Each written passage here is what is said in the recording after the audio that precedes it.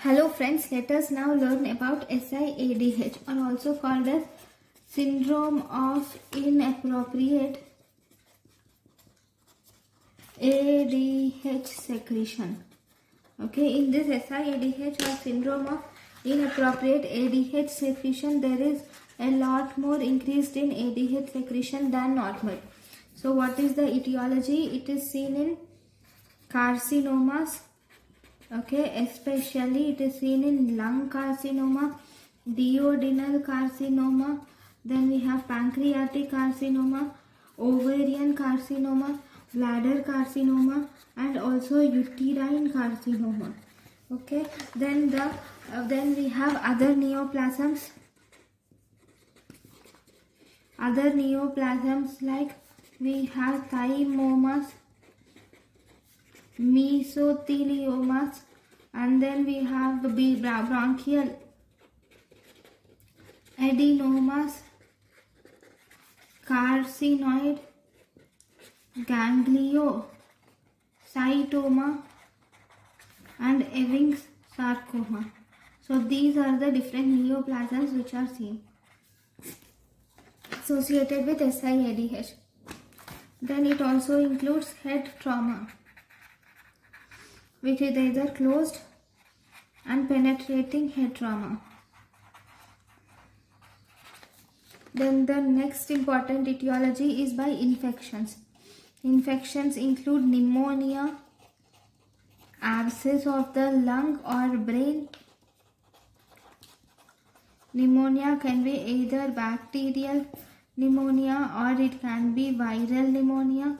Then it can result in cavitation like aspergillosis, or it can be due to tuberculosis of the lung or brain, or it can be due to meningitis, which is again bacterial meningitis or viral meningitis, or it can be due to encephalitis, or it can be due to AIDS.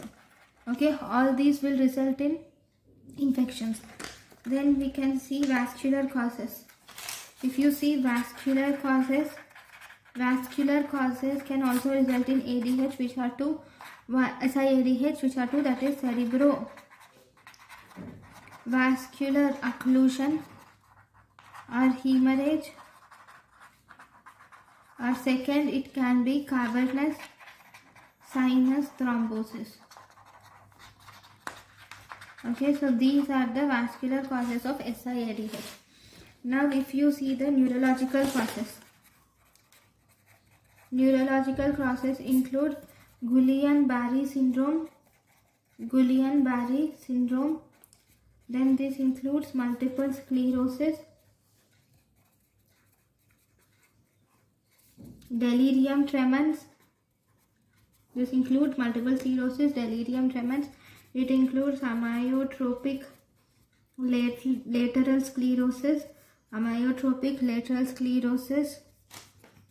hydrocephalus. Okay, it includes psychosis and peripheral neuropathy. Okay, so these are the neurological causes. Then if you see the metabolic causes. So in the metabolic causes, these include acute intermittent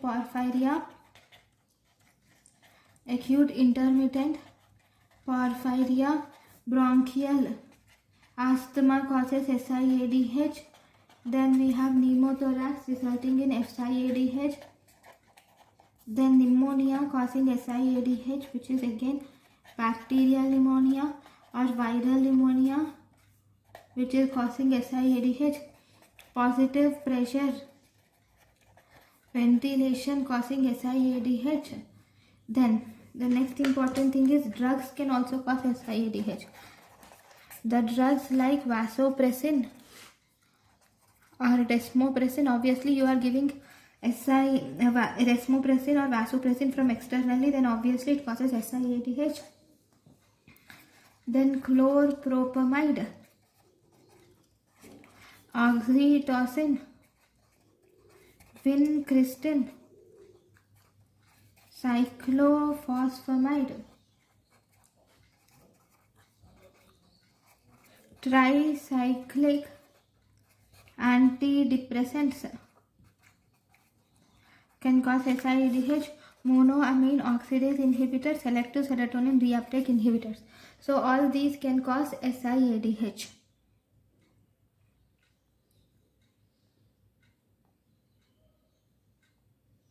Now, if you see what happens in SIADH, what is the actual process? In SIADH, there occurs increased secretion of ADH occurs. This will lead to water conservation, okay, and there is excessive urinary because of water conservation there will be excessive urinary concentration, thus resulting in passage of small quantities of concentrated urine. The patient will pass small quantities of concentrated urine, okay. Then this, because of water conservation, there is water retention also. This water retention in turn will produce hyponatremia. Okay, so these are the main things. Okay, now due to the retention of water, some compensatory mechanisms are activated. Because of compensatory mechanisms which are activated, these will cause leads to natriuresis, that is loss of sodium in the urine occurs, and this will also result in slight increase in urinary sodium concentration. Whenever there is increase in urinary sodium concentration, in order to regulate it, and because of excess extracellular volume, because of urinary concentration and due to excess extracellular fluid volume, both these will mainly activate renin, angiotensin, aldosterone system. This will activate renin, angiotensin, aldosterone system, okay, axis or system. Then increase in extracellular fluid. Okay, whenever there is increase in extracellular fluid, this activates the secretion of atrial natriuretic peptide, and these will also suppress the sympathetic system also. So this will suppress the renin, angiotensin, aldosterone system, suppress the sympathetic system, and it will activate the atrial natriuretic factor. So this is only one thing which increases. So because of all these compensatory processes, what does they do? These will increase the urine sodium. These will increase the urine sodium. Very good. And they will not allow extracellular volume to increase. That is ECF to increase. So as a result, the volume is normal in the patient with SIADH. So there is no edema is seen in patients with SIADH. Now, so let us see what are the causes. So here you are seeing hyponatremia will occur. Right? Now, what are the causes of dilutional? This is just an extra edge. Dilutional hyponatremia. Dilutional hyponatremia causes, if you see, dilutional hyponatremia occurs in acute kidney injury. It occurs in nephrotic syndrome. Then it occurs in cirrhosis. It occurs in acute kidney injury, nephrotic syndrome. It occurs in cirrhosis, and it occurs in cardiac failure. So these are the causes of dilutional hyponatremia.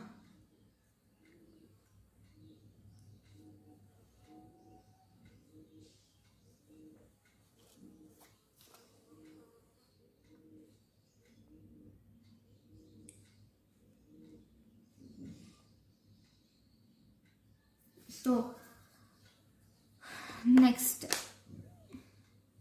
so these are the important things. Now let us learn about the clinical features. So in the clinical features, first there is hyponatremia. Okay, this hyponatremia is sodium is less than 135 milliequivalent per liter. Then there is inappropriately increased urine osmolality. That is, the urine osmolality which is increased is more than 150 milliosmoles per kg. And even there is excessive serum sodium excretion. Not serum, urine. There is excessive urine sodium excretion. So this excessive urine sodium is more than 30 milliequivalent per liter.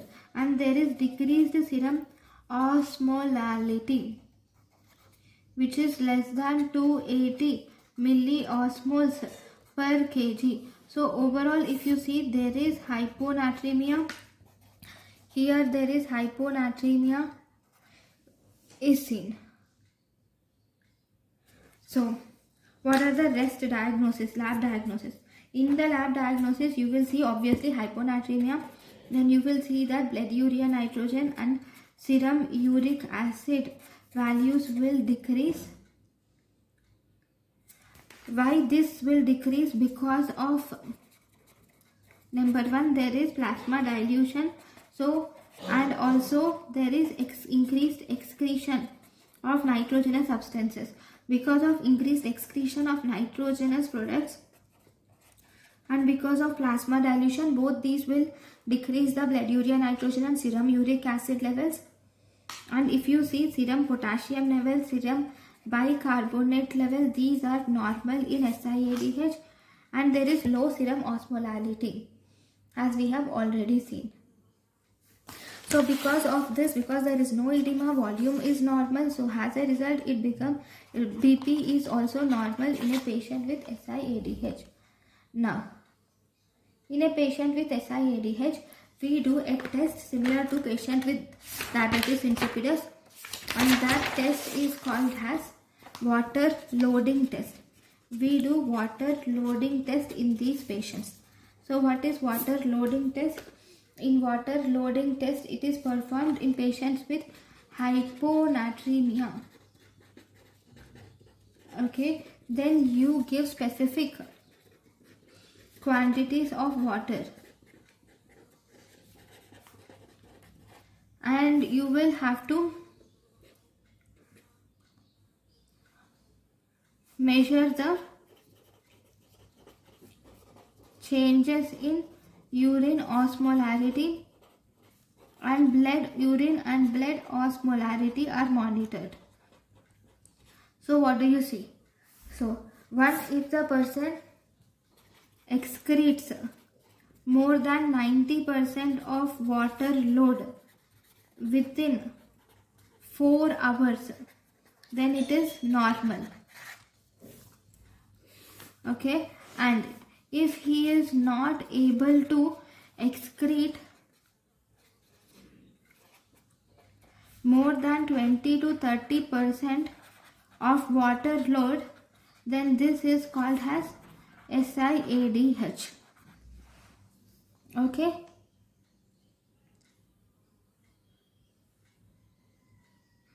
And here in these patients, the urine osmolarity will be high.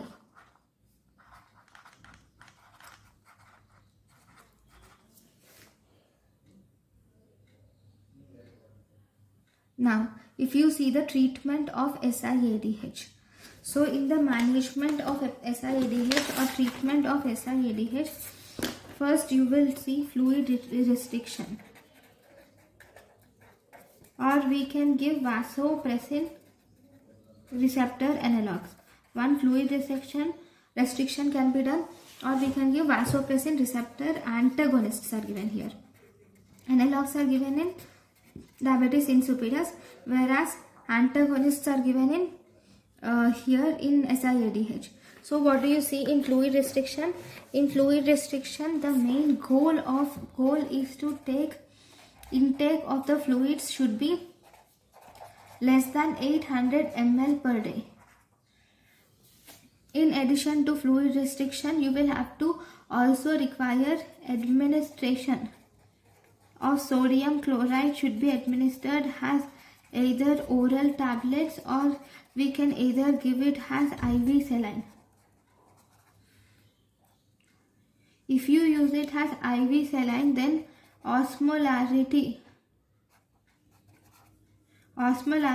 of administered fluid, the fluid which you administer, the osmolarity of administered fluid must be greater than osmolarity of urine in order to achieve it hyperosmolar fluid.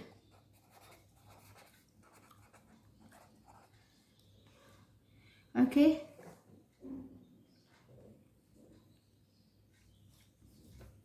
If you find that the osmolarity, that is urine osmolarity, if urine osmolarity is twice that of serum osmolarity in these patients, we can give loop diuretics to decrease the urine concentration.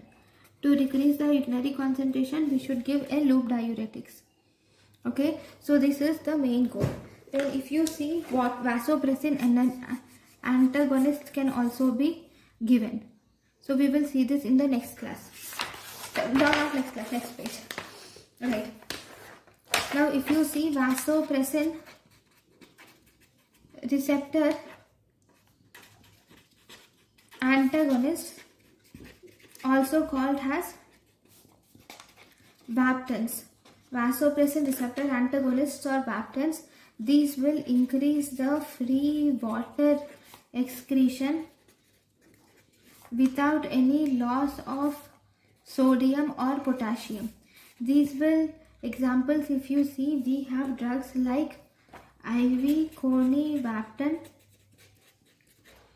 Okay, then we have oral tolvaptan.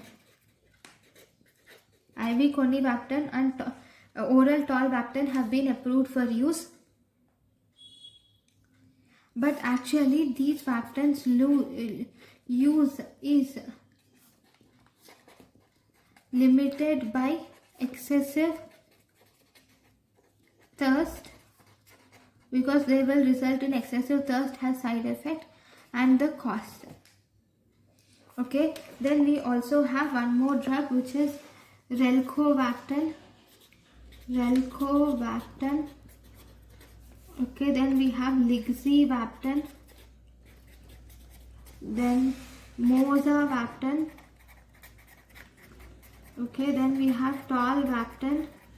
This tolvaptan, mozavaptan and lixivaptan are oral agents. Okay, so if you see this IV conivaptan, this IV conivaptan is V1A or V2 selective antagonist, whereas this tolvaptan, lixivaptan and mozavaptan, these three are V2 selective antagonist. Okay, this relcavaptan is actually V1 selective antagonist. So if you see, IV conivaptan is V1A, V2 selective antagonist, whereas oral tolvaptan, lixivaptan, mozavaptan are V2 selective antagonist, whereas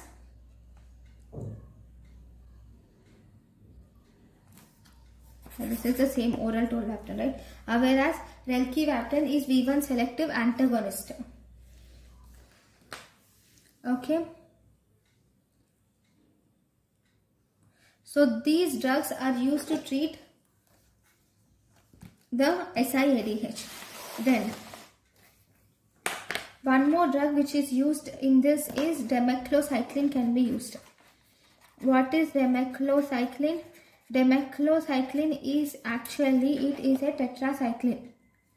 It is a tetracycline analog, and this, it is a tetracycline which is used to treat the chronic hyponatremia. It is a tetracycline used to treat chronic hyponatremia due to syndrome of inappropriate ADH syndrome. Okay. So this will also produce a state of unresponsiveness to ADH. It will make sure that the tubules are unresponsive to ADH. How does this do? This does by demaclocycline will inhibit the formation and also action of cyclic AMP in the renal tubules. Okay, thus it will produce a state of unresponsiveness, and this effect is actually, this is effective and also convenient to use. Why? Because this effect is dose dependent and it is also easily reversible. So as a result, it is efficient and convenient to use. Then the next drug which can be used in SIADH is role of furosemide in SIADH. So let us see role of furosemide in SIADH. SIADH, you can treat it with furosemide if there is dangerous degree of volume overload, then you can use furosemide. This furosemide is actually a loop diuretic, so it will cause excretion of the excess volume, and thus we can easily thus it treats the SIADH. Now, if you were asked what is the type of hyponatremia in SIADH, it is euvolemic hyponatremia is seen in SIADH. So this is about SIADH. Thank you for watching.